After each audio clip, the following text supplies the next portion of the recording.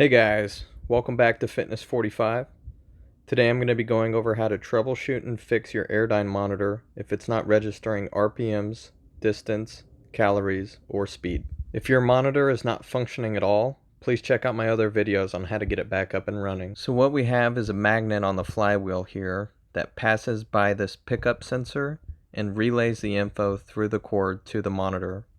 First, we're going to go ahead and check and make sure that the cord is plugged in correctly, that the sensor is not damaged, the magnet is not missing, and that the cord is in good shape. If the magnet is missing, you can replace it, and I'll post a link in the description below. If the pickup sensor is damaged or missing, you're out of luck as they don't produce these anymore.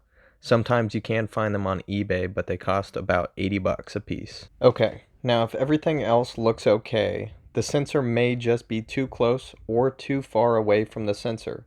It should be 2 to 4 millimeters away from the magnet, which is about the length of the tip of a pin. You can adjust the sensor's bracket by hand to get the correct distance between the sensor and the magnet.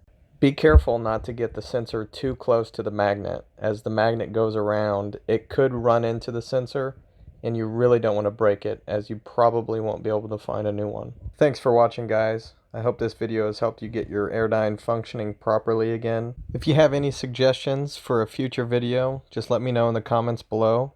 And until next time, take care.